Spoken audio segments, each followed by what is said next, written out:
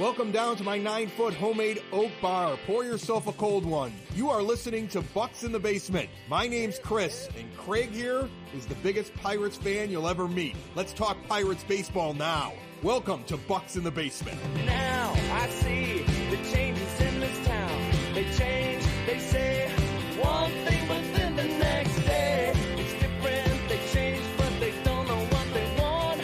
All they do is change. Going left, going right, travel day, travel night. That's where we'll go.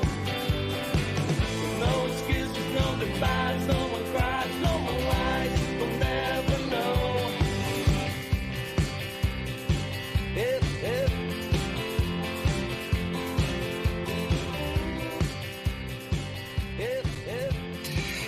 Many of you may be thinking that Chris has abandoned me. I haven't heard from Chris in a while.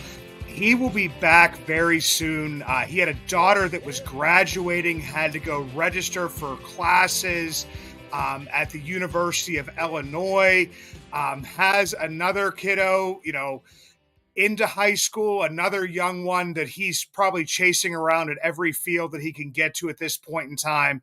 So I've brought in another guest, a gentleman who, once you see his face, may need no introduction.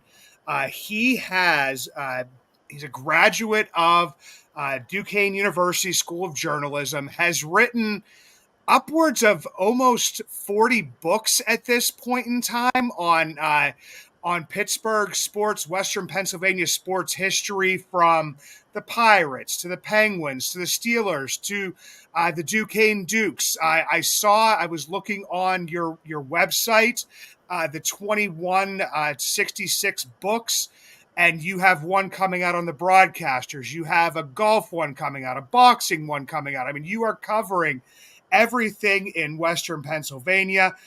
Specifically, the books on the Pirates. You have the Pittsburgh Pirates Encyclopedia, volumes 1 and 2, Classic Bucks, the 50 greatest games in Pittsburgh Pirates history, the 50 greatest players in Pittsburgh Pirates history. I've seen you over on Oneberg. You've done the Finoli and Fletch show, the Sports and that. Recently interviewed and spoke with Josh Gibson's great grandson, Sean Gibson, and the great work they do there with that foundation. David Finoli. What did I miss, David? And when do you sleep? And how are you doing, sir? Well, I'm doing fine. Sleep is overrated. There'll be some times I'm sitting here doing research on a book, thinking it's like 10:30 at night, and I get so lost in the research, it's like 2 or 3 in the morning that I look up. But I'm doing great. Enjoying a little soccer and a little baseball at the same time in the office. There's nothing wrong with that. I told my wife and my youngest, I said, I'm going to go down and talk baseball for a little while because they don't really have the same passion that I do. Well, one's 7 years old, and he's into video games and swimming with his friends because it's summertime. My wife is a White Sox fan, so we talk some White Sox history with her, but not so much Pirates history. But the one thing I wanted to get into here is with your writing of history, we have another possible history-making player in Andrew McCutchen. Andrew McCutchen, 37 years old.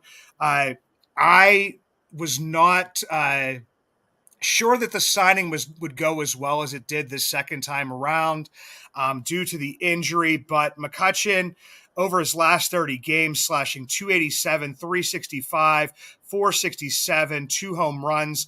He has a .739 OPS, leading the team with Brian Reynolds in home runs on the season. And I had another Pittsburgh Pirate just kind of come right into my head. Was a little bit before my time. I was probably bouncing on somebody's knee at that point in time. And I can't help but thinking of Willie Stargell and the stories I've heard about him and how I can kind of put those two things together, which, like, Father Time is undefeated, but for both of those guys, they're trying to fight Father Time, and they did, in Willie's case, as hard as he could.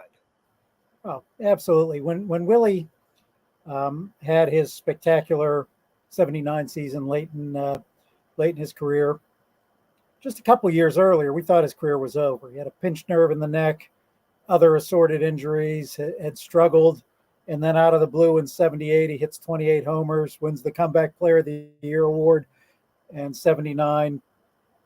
I mean, that was my freshman year at Duquesne. And I almost flunked out that first semester because I was at the stadium just about every night watching the pennant race up close. And I'll tell you what, it was a miraculous season for the ages when 39-year-old players weren't hitting 50 and 60 homers as they did during the steroid era.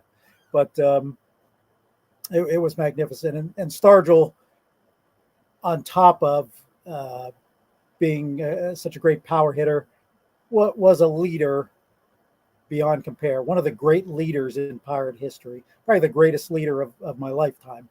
And that part of him should get more play than it does, because that's what made him so great, the combination of the two. And it kind of seems like that McCutchen has, I think that, the last time around he was a little bit younger. And it's been talked about that in the clubhouse he wasn't that leader. There was other guys that had a little bit more experience, like an AJ Burnett, Francisco Liriano, that were kind of pushing that type of stuff. But it definitely seems like that he has taken that leadership role. He is kind of accepting the fact that he's gotten older, and although he is still performing, he's realizing that he has, it's so much more to give to not only this city, but also this team. And it's very exciting to watch because, he still plays the game like a kid. He was on the bases the other day. The ball got thrown over, and he did this like little dance around the base and got this big smile on his face. Like, I don't have that many stolen bases this year, guys. I'm not the threat that I used to be, but he was still going to have fun with it. Absolutely. I never thought he was a rah-rah type leader at his first go-round, but he had arguably one of the great 3-year runs in Pirate history. I compare it with Kai Kyler's run and certainly Barry Bonds' run in the early 90s, where he should have won all 3 MVPs because Terry Pendleton was not the player he was in 1991. But, it was an incredible run. He picked up a franchise that had lost 20 years in a row. Hell, it's easier to win a World Series than to lose 20 years in a row like they did. And for that, Pittsburgh should always be grateful to what he's given them. But from a playing standpoint, I did, and I'll tell you this, although I don't usually like to reveal ratings I have in books.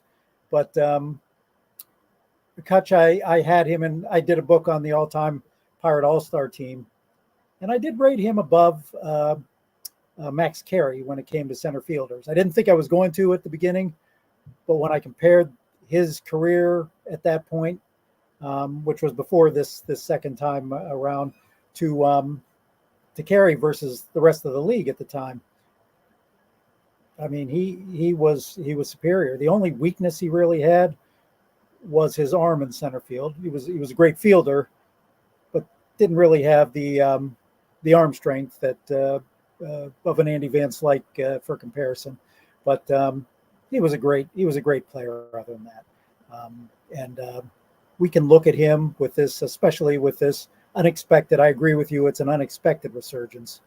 And we can look at this as he can be considered, certainly in the top 20 all time of a franchise that, despite what we've done in the last 40 years, is still a classic historical franchise with such great players. And that's pretty impressive to be included in the top 15, top 20 all time. Yeah, and you stole the question right out of my mouth, because I was going to say, where would you put him at? And if we're saying 15 or 20, and a lot of that stuff is what he did for the franchise, like you're saying, like, throwing them on his back and getting them back there. But then the stats and an MVP, season and different stuff that, we hadn't seen in Pittsburgh for years. I mean, I know that, we both have a little bit of gray in our beard here, is that, we stuck with this franchise, through those 20 years. When you're talking about being a freshman, watching the 1979 Pirates teams, I was a freshman in college watching the 1998 Pirate team. I was a senior in high school when the freak show happened. So I was at a lot of those games as well. But other than that, there was a lot of times where I think I went to the stadium one time, and it was against the Cleveland Indians at the time, the Guardians now, right after they had started doing the interleague play and stuff. And I went on a Friday night and we lost. I think it was like 18-2. So I'm like, okay, I'll go back on Saturday. And they lost like 19-1. And I'm like, well, they can't lose this bad on Sunday. And then it was like a 15-5 game on Sunday. So, I mean, there was, a lot of bad years there. And Cutch, did that for the Pirates. But now, like, as we sit here, the Pirates are 36-38, 2 games under 500, in the midst of a hunt in the Central as well as the wild card. And my question for everybody that I've kind of brought on as a guest here in Chris's absence, David, is, did you have like some expectations for the Pirates this season? Was there a projection that you had in mind? Or did you go into this thinking, okay, I've been through year 5 of a rebuild before. I kind of know what to expect, because year 5 of the Pirates' last rebuild was 2012. And it was a good team that had another epic collapse like they did in 2011. So what were your thoughts kind of going into this Pirates season? Well, I had projected them at 82 or 83 wins. I thought it was a better team than last year. While we've been disappointing offensively, you look down man to man at this point, especially with Cruz coming back. It talent-wise, probably a better offensive lineup that's just starting to break out of things a little. But where I base mine on, I'm a huge Ben Cherington fan. We've never tried to build a team on pitching before. I mean, it's 70s, 60s. It was a great hitting team. The last time pitching was the strength, like a super strength of this team, was in the early 1900s, 1900 to 1908, when Sam Lever, Deacon Felipe, you had Vic Willis in there. A lot of guys who were among the best pitchers in the league at the time, and that was the strength of those teams. Babe Adams starting out in 1909 and becoming, in my estimation, the greatest pitcher in Pirate history and a borderline Hall of Fame candidate. But right now, Ben Cherington has put together arms first. And if you can hold the team to fewer than 4 runs a game with a starting rotation like that, you're in just about every game. I mean, history shows us that teams with bad pitching staffs who maybe score 6-7 runs a game inevitably never get past much over 500 at best. So right now, Paul Skeens, who looks to me at this point potentially the greatest modern pitcher we've had. We've never had somebody with the potential to be so dominant. Now he has to prove it more than 8 games. Jared Jones, who I thought would be good but not this quick, gives you another solid number 2 and potentially a number 1 guy down the road. Keller, who's a strong number 2 guy, right now is number 3. I mean, before you were forcing number 5 and 6 guys as your number 1 pitcher. And this makes a huge difference. Braxton Ashcroft, who had Tommy John surgery and has just been spectacular over the last 2 years, looks to be the next in line who could jump up here. Bubba Chandler struggled a little bit in Altoona, but quite frankly, he has the stuff that of a number one pitcher. He probably has potentially the best number one or the number one fastball in the system right now. Anthony Solomedo, who again is struggling a little bit. He's given up a few extra home runs this year than he normally has, but again, there's potential for him. So, rather than having that one guy who might be two or three levels down and we're waiting for, you just are plugging in time after time. And let's not forget Quint Priester, who I thought was pitching well before his injury, who, if he's your number 5 guy, you're sitting pretty. Yeah. I mean, you what you just said, I mean, is hard to deny. I mean, pretty much one of the hardest things in baseball to do is to put together a rotation with, the limited money to a degree, because we're never going to go out and spend, those $30 million contracts. We're not going to do it that way. And yeah, you could, as they did in the early 2010s, is, kind of get guys that, some teams wanted to get rid of in AJ Burnett and get rid of some of his contract. And then, Francisco Liriano having a little bit of a resurgence, which we've seen, over the past few seasons with, players.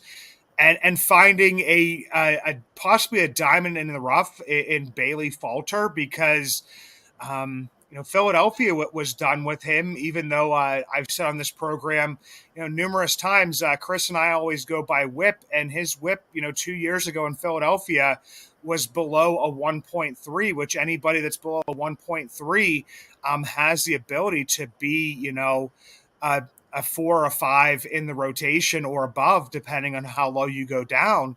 So, I mean, they've kind of, taken away the hard part, and the offense is kind of starting to heat up as the months get hotter here, spending a lot of time either in the pool or outside at this point in time, because my goodness, is it hot. And the thing that I looked at here is the Pirates' pace. And when I talk about pace, is like, what pace are they on for? Because people are saying, like you said, David, going to like the 82, 83 wins. I had them between 78 and 82 as like the highest. I was looking at like around a 500 team. And I looked back to May 10th, because a lot of people look, that's when, Nick Gonzalez came up. That's the day before Paul Skeens made his debut. And they were basically, not sitting so great at that point in time. They were 6 games under 500. They've gone 19-17 since that point. If they keep up that same pace, they will have 82 wins. From June 1st to now, depending on when you're listening to this, we're recording this on Thursday night, they're 10-7 in the month of June. If they keep up that pace, they have 87 wins. So I know it kind of seems like an overwhelming type of thing when people, start to have to throw out like the number of wins you have to get to 87 wins. When you say they have to win, when you're saying like 50 games or something or to get there, you know what I mean? It sounds like an overwhelming number, but when you kind of break it down into sections, because I mean, if you look at it, a Major League Baseball season is broken out in sections. You start the season when it's freezing and snowing on opening day, to the point where like I'm wearing a tassel cap and a hoodie, to now. I mean, it does get broken out into that. And it's also teams that have the depth, to get through that. And like I said, the hitting has come along. In the month of June, they are a top half team in OPS and also close to that in WRC plus, if anybody's in like the Fangraph statistics. The pitching, the starting pitching has continued to excel. The bullpen is kind of where things have, fallen apart to a degree, but they're starting to pull that even together in this month. And for me, like we've said this since the beginning of this program, this is our 5th year, quote unquote, covering the Pirates as fans. The bullpen is kind of the last thing that has to come together. And I know that like a lot of people don't agree with Ben Cherington's method of just grabbing guys off the waiver wire and kind of seeing who sticks and then rotating through that. Well, I mean, right now he's got Bednar, Chapman, Holderman. Majinski's pitching pretty well. Kyle Nicholas is showing flashes. And you're trying to fill those, those last few spots in the rotation, which a lot of times for teams, I mean, we just played the Dodgers a few weeks ago, and we got to see Anthony Bonda and I think it was Johan Ramirez, two former Pirates who we threw onto the scrap heap, per se, pitching for one of the best teams in baseball. So, I mean, that was just a long kind of diatribe to say that, if the pace stays the same as it is right now, yeah, they might not jump up to that 98 wins that, we loved in 2015, but they might be right where their goal kind of was. Yeah. I mean, in the bullpen, you look at it the last 2.5, 3 weeks, it's coming around. I mean, Bednar has been the Bednar. He was walking a few too many guys early on, but now that's come to an end. I mean, Chapman was walking over 1.5 people per inning for a while, and then I think he got irritated with himself, and now he's the Chapman of old. He's struck out at last check like something like 43 batters in 26 innings. So he's been a solid number 7 guy. Holderman has been unhittable. So the back end of your bullpen is what we thought it would be at the beginning of the year. You add to that Luis Ortiz, who the one thing I disagree with what they're doing, and Ortiz looked like he should be part of that rotation. If you're complaining that your bullpen's getting tired, doing 2 starter maneuvers in a 3-day period probably isn't your best move. I would have put Ortiz probably in the starting rotation at that point, but he has had a fabulous year. Falter, his only weakness is home runs. And that's always been, if you look down his high ERAs in the past, and you're right, WHIP to me, is the one sabermetric so-called stat that I put a lot of stock into, because that's telling you their history right there. How many men am I putting on per inning? He's always been solid there, but he gives up far too many home runs. And this year he's cut down on them, but you go back and look at the runs he's given up. That's where they're coming from. But he's been a great number 4 guy. Perez sounds like he's on his way back. He's been the epitome of a 5 guy. But if Ashcroft continues what he's done in his first 2 starts at Indianapolis, I plug him in there, and Perez can become your long guy out of the pen. Plus the bullpen, again, you've got some great arms down there that we haven't even mentioned. The Thomas Harrington. You can only have 5 guys in a rotation. A lot of these guys are going to be great parts of the bullpen.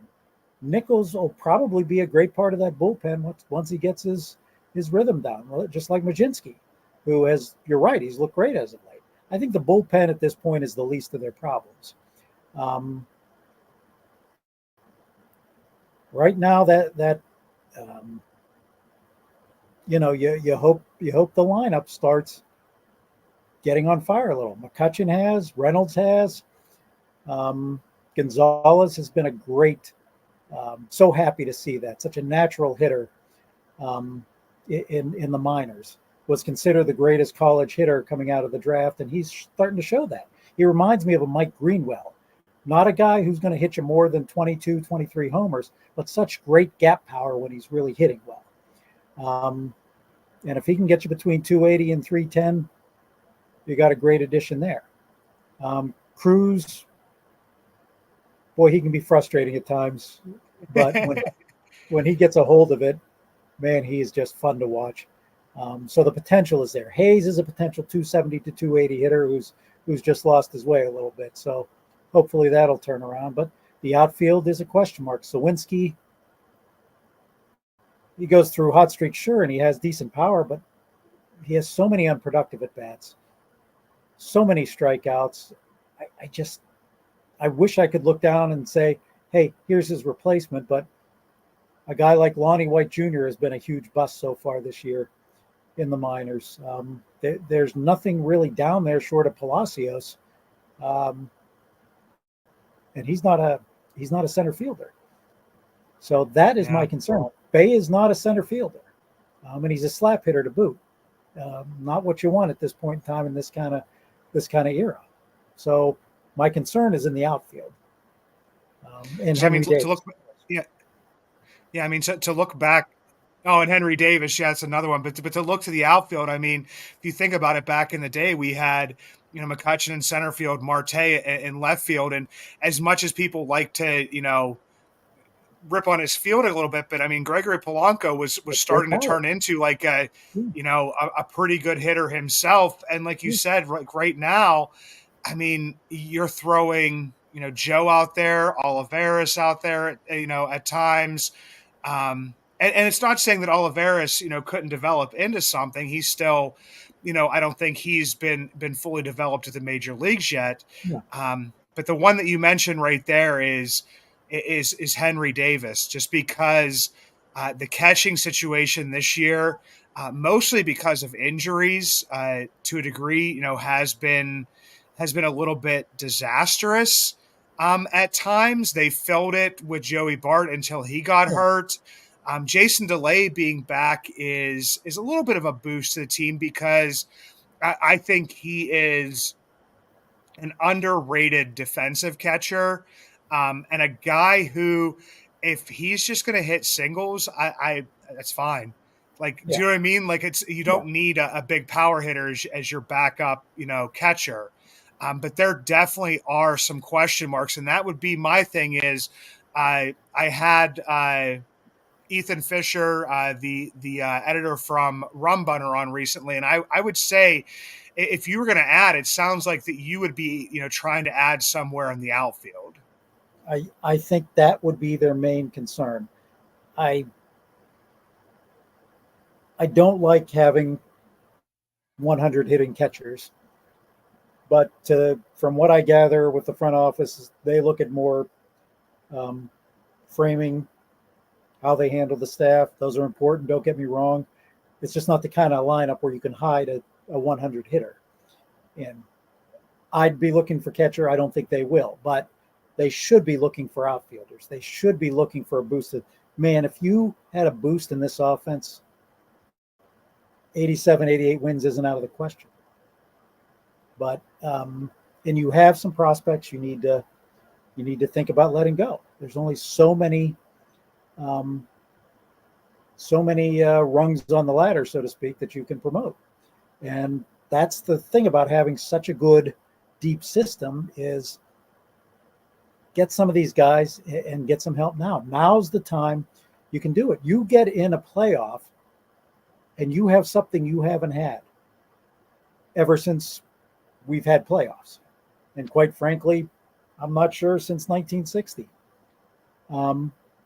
that you have pitchers in a short series that can dominate so much. And all of a sudden, if you're Pittsburgh, you don't want to play Pittsburgh in a short series. Yeah.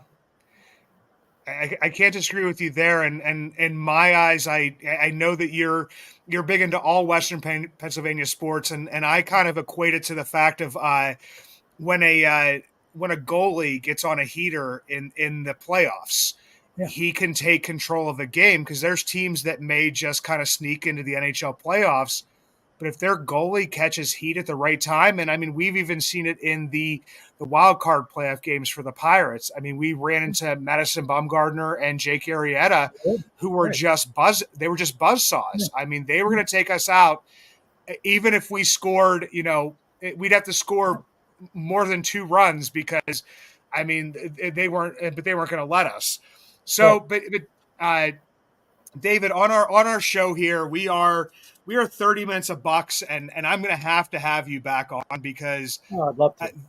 This conversation could go on for Till what time do you stay up till? Like sometimes 2-3 o'clock in the morning. I could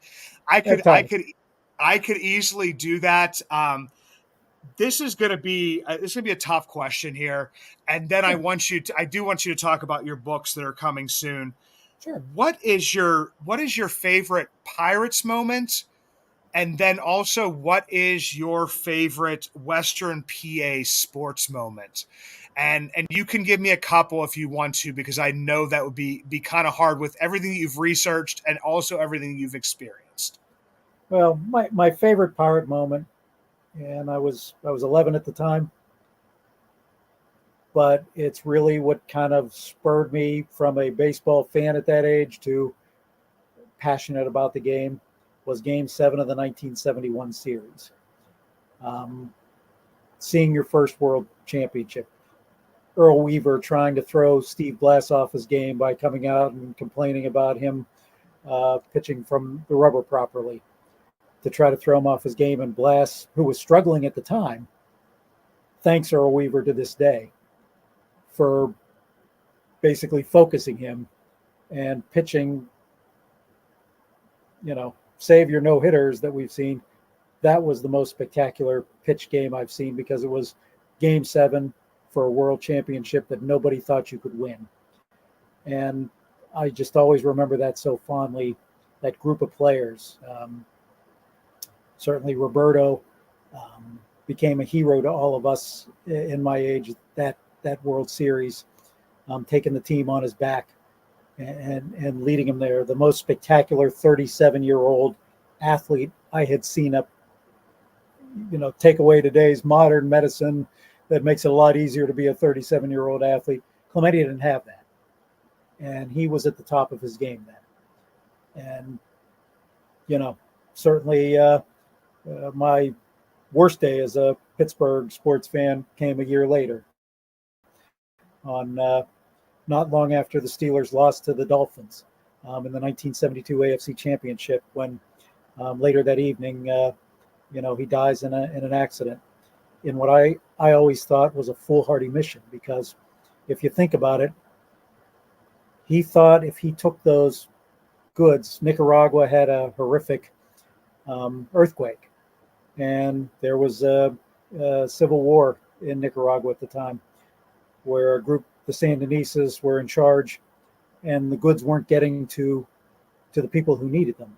Clemente thought if he went, he could be the one to get them to the people that went there. And I contend those people were ruthless, and I don't think would have cared that he was so beloved.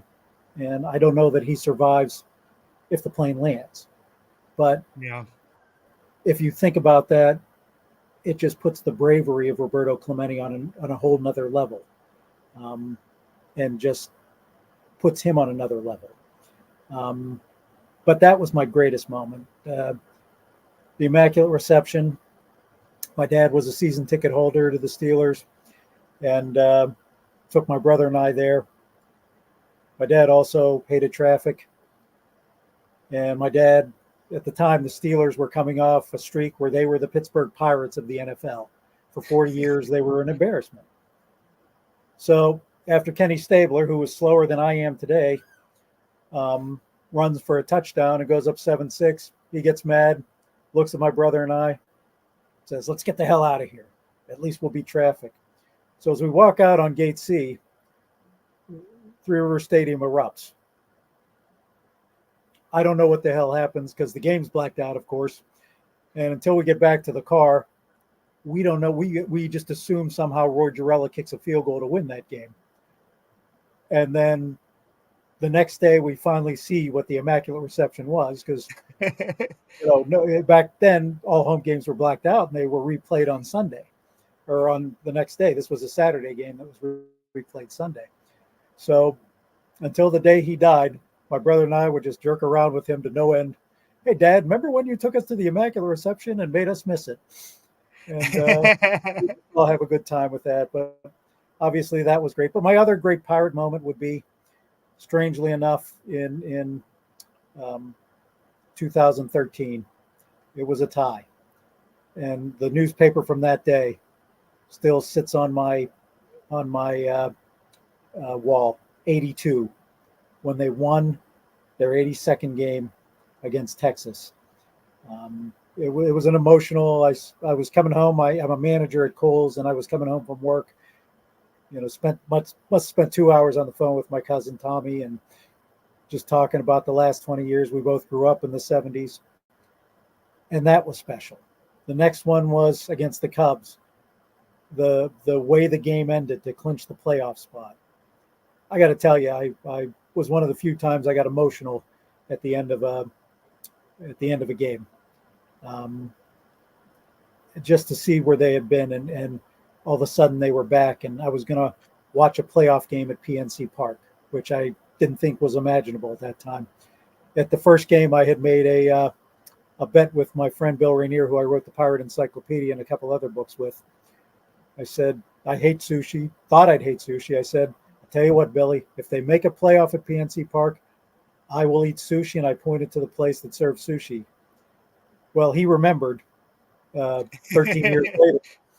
And I tried sushi, and it was every bit as disgusting as I thought it'd be. But that atmosphere and that moment was the third, tied for the all as the second greatest moment, all from that year at that wild card game. One of the great experiences in sports I've ever had, like a college atmosphere. And, that will go down, even though they petered out in the next round. That will go down as one of my favorite years. And I've been watching Pirate baseball since '68. Yeah, I can't argue with anything that went along in 13. And I, as everybody knows, you have written so many books. You have a bunch of them coming out. Some that I had mentioned. You have one coming out on, I believe it's on the Pittsburgh Broadcasters. You have one coming out. I think it was on you got a boxing. I didn't know what that one was. So tell me about your books that are coming out here pretty soon. Well, we actually, within the next 6 months, we'll release 4 books. First one, I also design books for the 2166 website.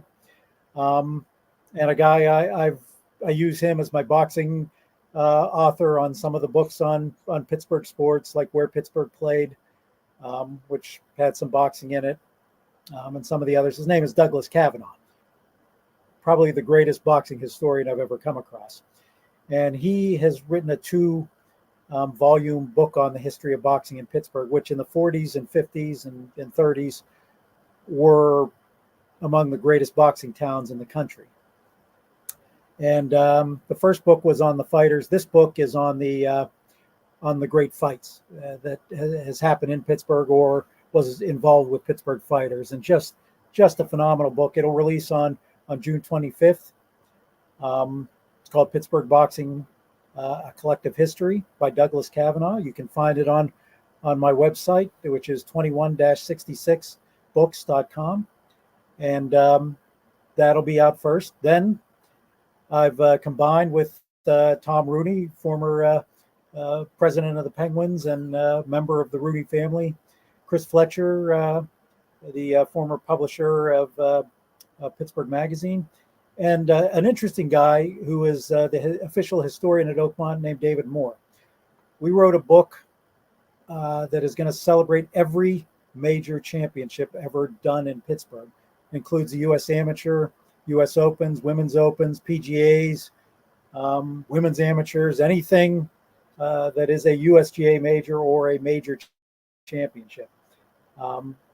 It'll be a very exhaustive 350 plus page book. And I have had so much fun with the research on that because I love golf.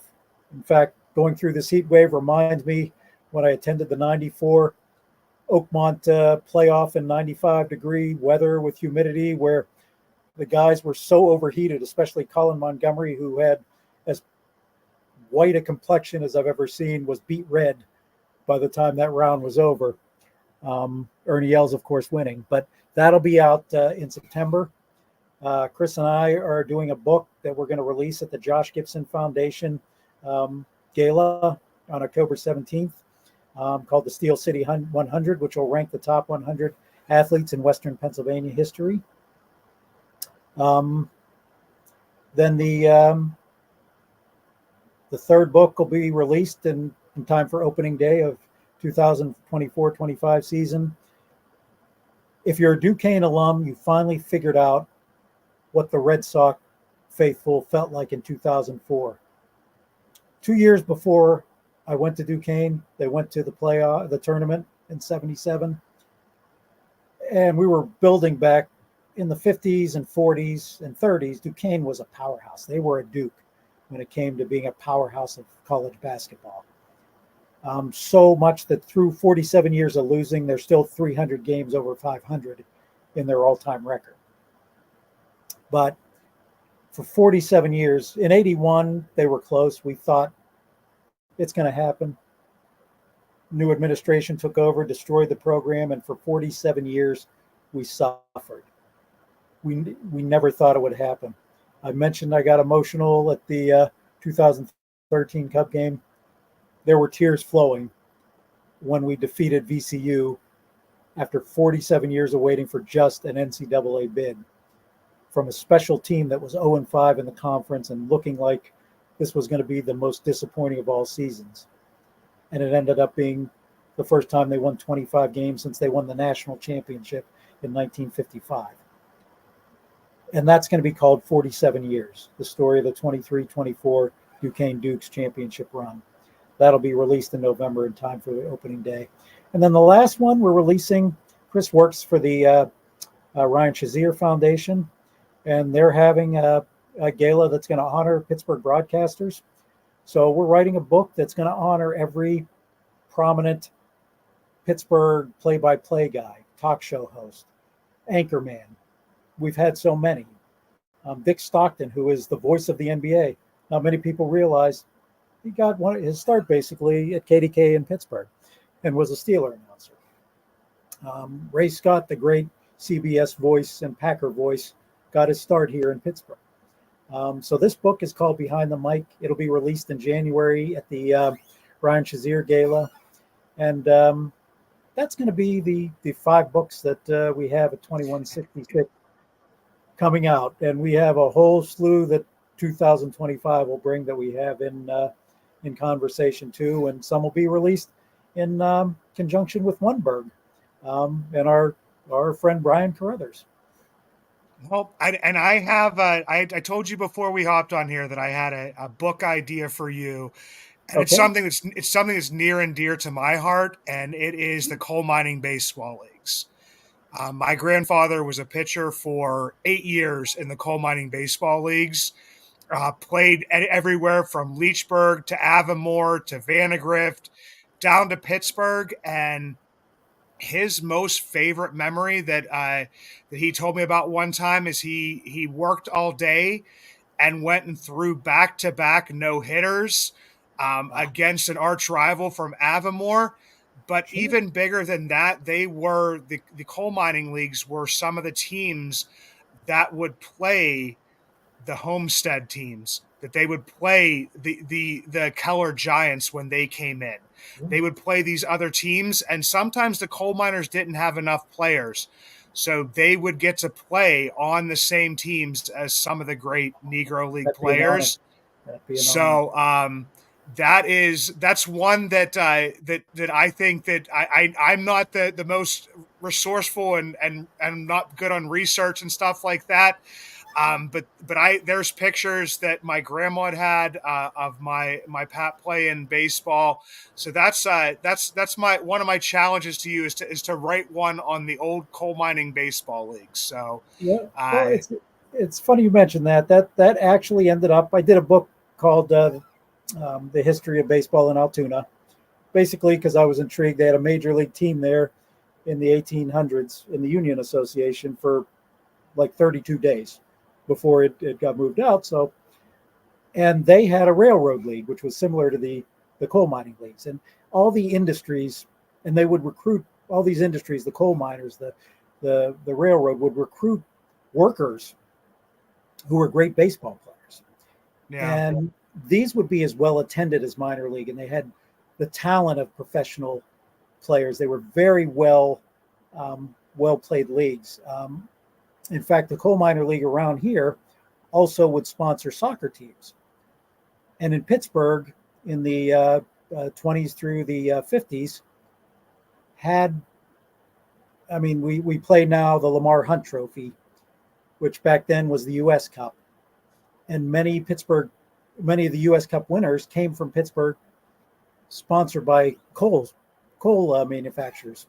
Yeah. And they would tell similar stories to players working all day and then coming out and winning a national championship on a team where the lines were lined by coal. The field was lined by coal. So, yeah, that is an interesting part of sports in this country that gets kind of passed by. But so many major league players came from these leagues, and it's just fascinating how, these would be the top played miners in coal mines would be the baseball players, and that's how they would recruit them. Very interesting. Yeah, it's definitely a very cool thing. But once again, David, thank you so much for coming on here. It's been an absolute pleasure. Like I said, we'll definitely have to do it again. For those of you that don't, go check out, 2166 books, David's website. Check out some of the books. 66. Yeah, 21-66, and check out some of the books there, and look forward to the books that are coming out. And like I said, we'll do this again very, very soon. This was a great pleasure. Would love to. Thank you so much for having me. Really enjoyed it.